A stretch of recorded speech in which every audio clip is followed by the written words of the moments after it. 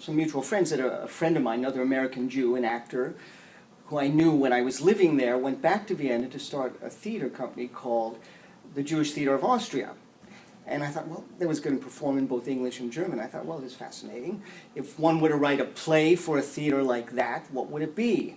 And suddenly I got this idea for this play of an American Jew who's gone back to Vienna to live, someone who was born there and had to leave because of the Nazis.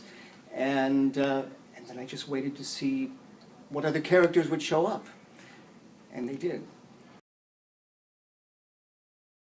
Yes, when I was first a student in Vienna, there were a few other Jewish American students there, and one of my professors thought we should meet Wiesenthal. And this was the mid-'70s. He was working there in Vienna. And so we were brought to his office, and we met him and talked with him for 20 or 30 minutes. And the scene that happened there is exactly like it's described in the play, where he is, I mean, it was incredibly active. There were phones being answered and pins being stuck in maps on the walls and papers flying from one desk to the other, and you'd think, well, the Nazi hunting business is really booming. And so this experience that Morgenstern has in the play is exactly my experience in Wiesenthal's office, actually.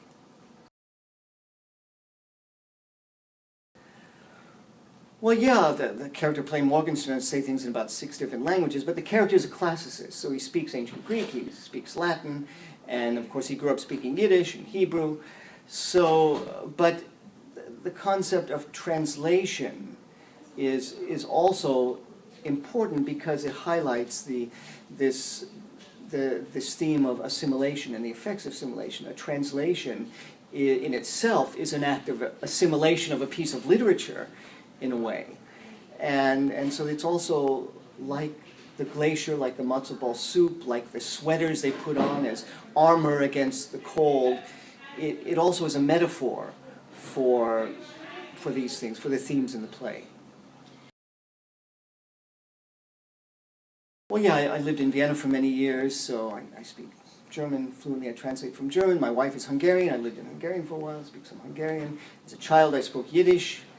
And no, I don't speak Greek and Latin as the character does, but I studied art history and music history, so I picked up a bit of Latin I needed here and there. And yeah, I've worked as a translator. I translate plays from German, Hungarian, Swedish. So.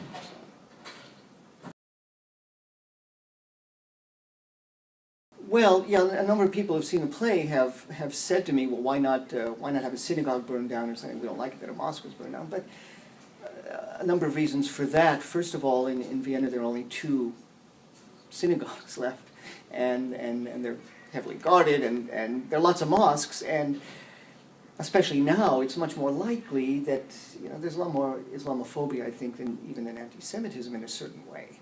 So realistically, that's more likely to happen, if it's likely to happen at all. But also, it's what sparks the debate that leads to the climax of the play, where Reisler is saying it's all the same disease, whether a synagogue or a mosque or a church is burned down, and Morgenstern is saying it's not the same. When Jews are attacked, there's a whole weight of history behind it, and so on.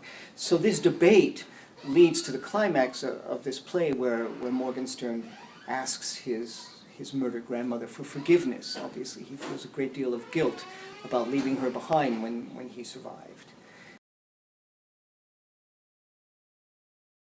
And the ending, well, the ending is, it's real. There's in Judenplatz, where the Jewish ghetto was in Vienna, there is this plaque of this event, commemorating this event in 1421, where there was a pogrom of the Jewish community.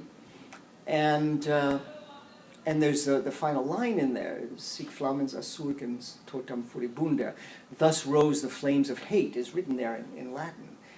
And Morgenstern then says, how do you answer that? It's fire as cold as ice, because hate is both hot and has an incredible coldness to it. And he comes to the conclusion, well, there's only one way to answer it. The ice ebbs, the ice flows, and we're still here. And then he says, "Wir seien du." The final line of the anthem of the Warsaw resistance, Zogniszke Mo, and which ends with that line, "We're here, we're here, we're here." So I think it's just wonderful that Wagner College is doing this, and that you chose my play to be the inaugural event as part of this initiative of plays being read for Holocaust Remembrance Day all over the country. And I think it's just a lovely thing. I hope you continue it, and it goes on for years and years to come.